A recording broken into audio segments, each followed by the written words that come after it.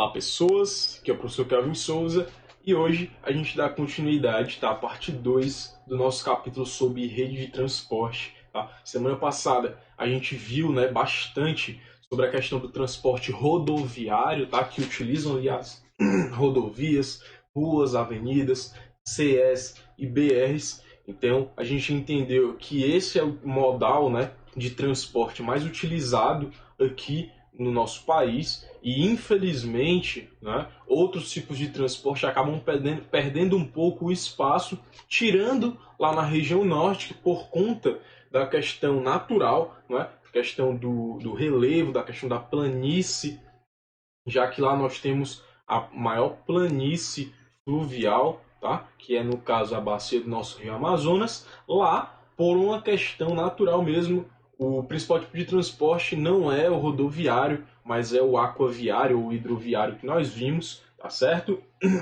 E que também já começamos, né, uma leve discussão sobre qual seria o melhor modal de transporte para o Brasil, tá? No caso, quando a gente está falando desse modal de transporte, a gente está falando de transporte ali de cargas e mercadorias, tá? Olha como seria bacana se a gente viajar por um CE, por um BR ou pegar uma avenida muito movimentada, a gente não tivesse que disputar espaço com caminhões.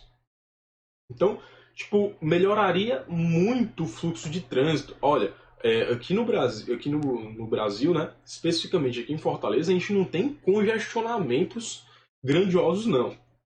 Não é um São Paulo da vida que a gente passa 3, 4, 5 horas no trânsito para poder se deslocar do ponto A para o ponto B, não.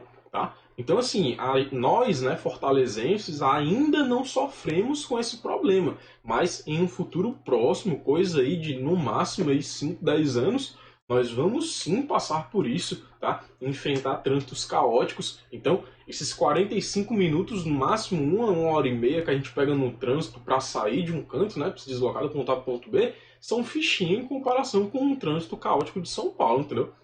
Ou então, por exemplo, com um congestionamento lá no Japão, um congestionamento que dura, em alguns casos, dias para acabar. Eu imagino o seguinte, dias para acabar um congestionamento. Então, assim, o transporte rodoviário ele tem que ser repensado. Tá? O ideal seria que nós tivéssemos meios de transporte alternativos paralelos que funcionassem.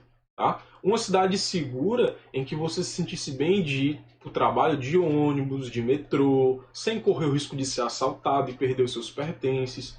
Imagina o seguinte: imagina, você está lá indo para o seu trabalho, tá? Você é um executivo, você está lá com sua pasta com todos os documentos importantes para aquele seu dia, tá? Ou no caso, para fechar contrato com a empresa. E alguém te assalta e leva a tua pasta. Acabou os documentos ali. Documento de contrato, tem que refazer tudo de novo. O tempo que tu não vai perder, os dias de trabalho investidos que tu não perdeu nisso daí, tá? É tanto que aconteceu recentemente com uma professora, inclusive com uma colega nossa, ela foi assaltada saindo, né, da escola, do ambiente de trabalho, indo para casa e levaram as provas que ela ia corrigir em casa dos alunos. Imagina a dor de cabeça para cada aluno refazer a prova, entendeu? Passar por todo o estresse de refazer novamente. Então pensem o seguinte, né? Essa questão de você se deslocar, você sair de casa, você já está se expondo a um risco. Então nós precisamos de modais de transporte efetivos. Tá? Precisamos de um bom investimento para que isso ocorra. Imagina quão mais barato não seria ao invés de você sair do Ceará e ir, por exemplo, para o Espírito Santo, ao invés de você gastar 600, 400 reais em uma passagem aérea de ida, tá? Tem a volta, né? A não ser que você vá para morar, uma passagem aérea, você ir de trem, pagando, sei lá, metade do preço de uma passagem aérea. Pode não ser muito, pode continuar sendo caro, mas ajuda. São 50% de desconto. Consegue perceber isso? Demora um pouco mais? Demora. Mas você aproveita uma paisagem para chegar em tal canto. Entendeu? Então, assim, não sei se você já tiveram a oportunidade de viajar de metrô, né? Principalmente aqui no metrô de Fortaleza, por exemplo, sair de Fortaleza, por exemplo, falar, né, pós-pandemia e marcar com os pais de vocês, olha, vamos sair de Fortaleza e vamos até Maracanaú, a gente observar a paisagem, a gente observar as serras, a gente observar os bairros por onde a gente vai passando, as pessoas. Tá? Isso é um exercício geográfico. Então, a gente precisa urgentemente rever a nossa rede de transporte, que é uma rede defasada, pessoal. Não dá certo a nossa rede de transporte. Se desse certo, a gente não tinha tanta gente morrendo nas estradas, tá? Então, a gente hoje inicia falando do transporte ferroviário, que é o futuro promissor do Brasil, tá? Então, não houve aí, em tempos de Brasil, uma evolução significativa desse tipo de transporte, tá? Esse tipo de transporte é um transporte, tá, antigo. Toda a estrutura que nós temos aqui no Brasil atualmente é uma estrutura antiga, tá certo? A malha ferroviária brasileira ela é mais densa em regiões que concentram industrialização maior, eixo sul e sudeste sendo beneficiado, principalmente o estado de São Paulo, tá? A primeira ferrovia construída foi a Estrada de Ferro Mauá, aí é só lembrar dos barões de café, como o Barão de Mauá. Não foi construída à toa, tem um significado, tá? Lembra, os cafeicultores eles não eram bonzinhos. O que eles queriam, ó, era obviamente ligar o território, mas tornando ele mais próximo do Rio de Janeiro, onde eu ia escoar, ó, a minha produção. Não era para as pessoas, né, de classe baixa, para as pessoas pobres viajarem, não. Eu queria era levar o meu grão de café para o Rio, porque lá ele saía de navio e ia para vários cantos do mundo. A intenção era essa, tá? Então, esse transporte ferroviário, tá? Vocês têm aqui um mapa de 1960 e um mapa de 2016 que mostra a evolução desse transporte. Caramba, que evolução! Eu tenho aqui a construção de uma estrada que liga aqui o Maranhão com o Distrito Federal. Foi isso de evolução que eu tive? E um risquinhos aqui no Amapá. Foi isso de significativo? Então percebam a mesma coisa. Não teve uma evolução, tá?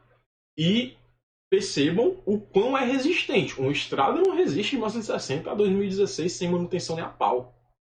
Não tem como. Nosso material que a gente usa é muito pobre, né? Não é uma tecnologia inovadora. A gente não gasta muito com estrada.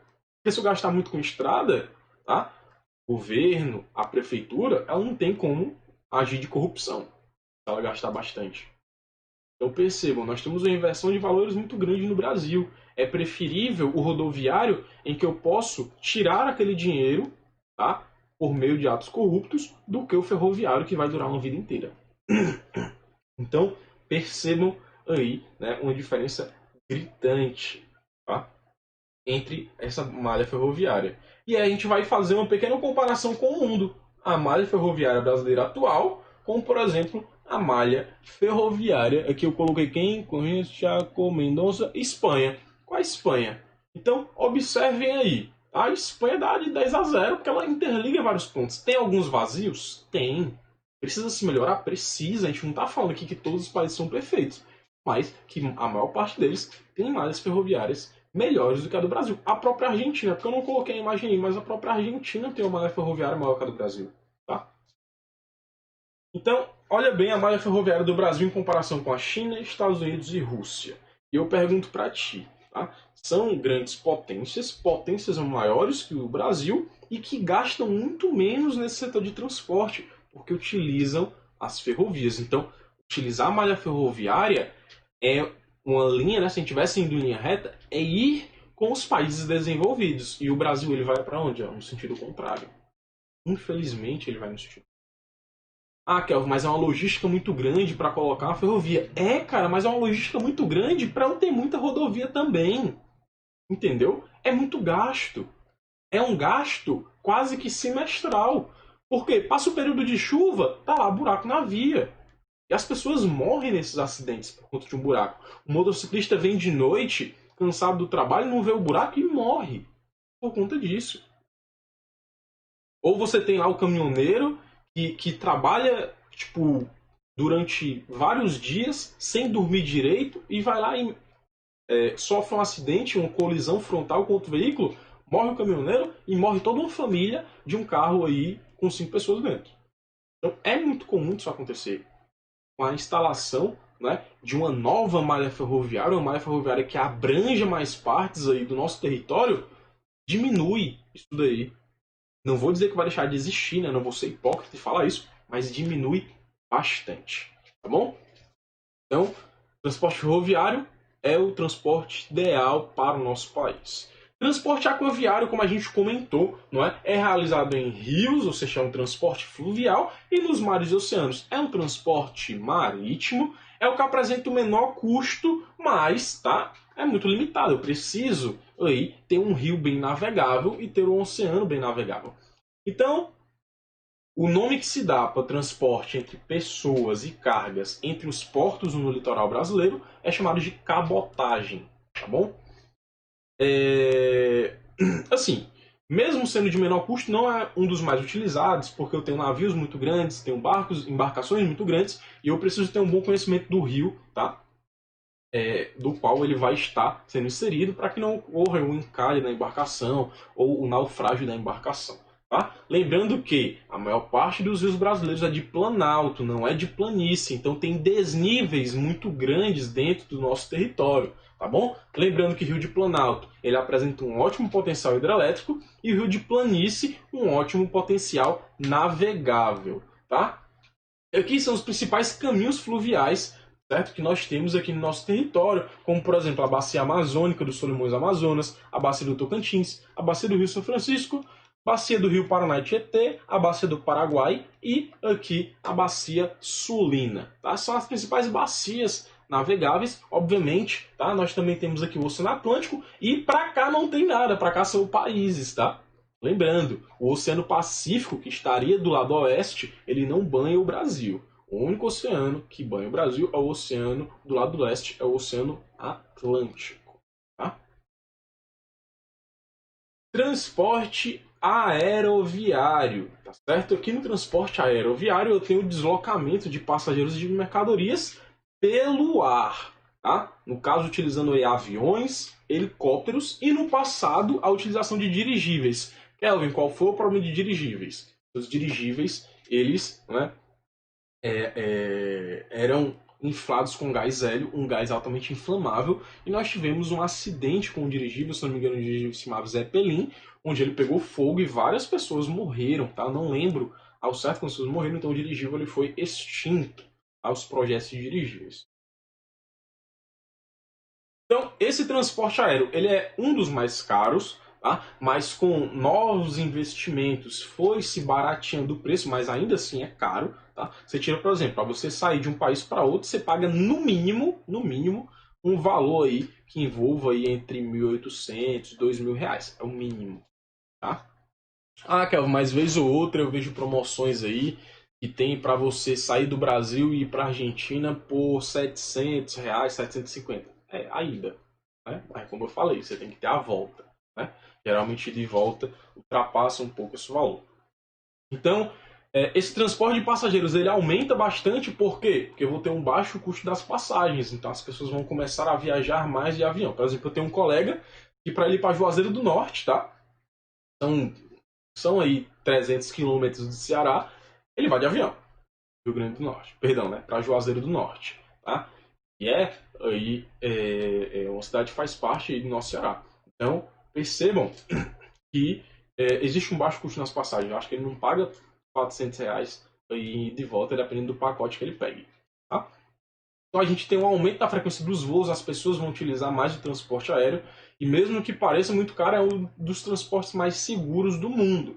Ah, Kelvin, mas é porque eu vejo vários acidentes acontecendo. Você vê um acidente mundial, tá? Você vê tá? 2, 3. E aí a gente tem, né, motivos específicos, por exemplo, a manutenção da aeronave, uma aeronave que tem 30 anos, mas não fez manutenção ainda. Então, assim, precisa ver direitinho o que é que causa isso daí.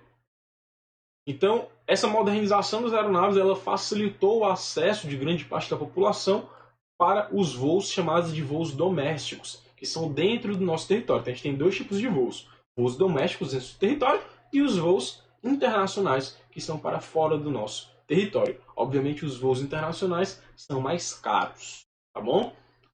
E se você for para ponto turístico, tá? Exemplo, eu quero sair daqui e eu vou, por exemplo, sei lá, para o Texas. Você paga um preço X na passagem, que pode ser mais barato do que você saindo daqui indo para Orlando, você saindo daqui, porque Orlando a gente tem o SeaWorld, né? Tem ali, fica próximo da Disney, ou você sair daqui e indo, por exemplo, para Osaka, no Japão, que é um ponto turístico. Então, sim, a gente precisa entender isso, né? Se tem um ponto turístico, vai ser mais caro viajar para lá. Como, por exemplo, é muito caro você viajar para Jericoacoara, de avião, para Fernando de Noronha. Pontos turísticos. Está dentro do território, mas é uma curva fora da linha. Tá? Você paga mais de R$ 1.000 para viajar e de volta para Fernando de Noronha. E está dentro do teu território. É um voo doméstico. Então, esse transporte aeroviário, como eu falei, é um dos modais mais caros. A estrutura para manter em todos os setores é cara. E o aeroporto, tá? Governador André Franco, ou como eu gosto de chamar, né, mais fácil, Aeroporto Internacional de Guarulhos, que fica em São Paulo, é o maior aeroporto do Brasil. Tanto em área, tá? Tanto em tamanho, quanto no volume de passageiros nas rotas nacionais, as domésticas e nas internacionais. Tá bom? E aqui não é em São Paulo, mas eu queria só mostrar, né, um aeroporto, que é o aeroporto de Congonhas, perdão, Congonhas não, o aeroporto do Rio de Janeiro, Santos Dumont, que nós temos aí a reta final do aeroporto, é justamente aí próximo aos morros do Pão de Açúcar, tá? Ou seja, o final do aeroporto é o oceano.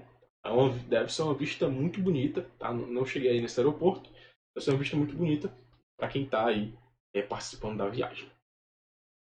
Transporte dutoviário, para a gente encerrar, tá? Transporte dutoviário vai utilizar os dutos e as tubulações para transportar uma infinidade de materiais. E para cada material transportado, eu tenho um nome específico. Esses dutos, tantos podem ser de forma subterrânea, ou seja, abaixo do solo, quanto na superfície, quanto aéreos, quanto submarinos, tá? Então eu tenho uma facilidade de transporte pelo meio dutoviário muito grande. E, obviamente, né, aqui eu não tenho, por exemplo, o congestionamento que eu teria em modais rodoviários. Eu não tenho, por exemplo, paradas que eu teria em modais ferroviários e eu não tenho o preço absurdo de modais aeroviários, tá? Então, para transportar mercadoria, dependendo do tipo, né, o transporte dutoviário ele é o ideal, tá? Então, para cada tipo de material sendo transportado tem um nome específico. Exemplo, os oleodutos. Tá? Eles vão transportar petróleo e álcool. Tá? Gasoduto vai ser o transporte de gases, como por exemplo o gás natural e o dióxido de carbono. Lembra lá o dióxido de carbono, CO2. Tá? Mineroduto, transporte de minérios, como minério de ferro, salgema. Tá? Carbodutos, transporte de carvão mineral. E os polidutos vão ser aí os dutos, tá? No caso, as tubulações que vão transportar aí materiais de forma mista. Tá? Eu vou transportar água, mas ao mesmo tempo eu posso transportar cargas de vinho, cargas de cerveja, cargas de produtos de limpeza. Tá? Lembrando, produtos geralmente que não sejam tão inflamáveis. Tá? Porque para cada tipo de tubulação eu preciso de um material específico. Exemplo, o oleoduto que transporta petróleo e álcool não tem a mesma configuração de um poliduto, ou de um carboduto, ou de um mineroduto. Para cada tipo de material a ser transportado, eu tenho um material para a fabricação aí, desse duto. Certo? Então, a gente conseguiu entender aí o panorama. Esses são os principais tipos de setores de transportes que atuam no nosso território brasileiro. Tá? Eu espero que vocês tenham entendido essa questão, né, esses contrapontos entre transporte rodoviário, que é mais barato no curto prazo, mas é muito caro no longo prazo, e a gente já sabe que não dá certo, para o transporte ferroviário, que é caro no curto prazo e é barato para o longo. Tá? Se a gente conseguir, se vocês conseguirem internalizar que o Brasil precisa de medidas para o longo prazo, para o futuro, e você entende que você é jovem e você está nesse futuro, então a gente começa a conseguir ter uma visão geográfica de mundo muito melhor, onde eu consigo entender o seguinte: caramba, isso daqui pode ser bom agora, mas no meu futuro isso vai ser ruim, tá? Obviamente no seu futuro você vai estar assumindo a minha posição e eu já vou estar, né, assumindo a posição da minha vovó. Então, que a gente, né, tenha conseguido aí trabalhar da melhor forma possível esse conteúdo. Então, pessoas, aqui o mapinha do transporte dutoviário, tá? Ele tem aí uma boa configuração, claro, tá? Como a maior parte dos transportes do Brasil, ele não se apresenta em toda a extensão aí do nosso território. E se vocês perceberem, tá? Isso daqui não foi um erro, não. Isso daqui é justamente o transporte submarino de carga. principalmente entre os portos de Rio de Janeiro e São Paulo, tá? Então, espero que tenham entendido o conteúdo, tá? Se cuidem, meu muito obrigado por terem assistido a aula, tô morrendo de saudade de vocês, tenham uma semana aí de estudos maravilhosa, tá? Um beijo grande do tio Kelvin e até mais, tchau, tchau.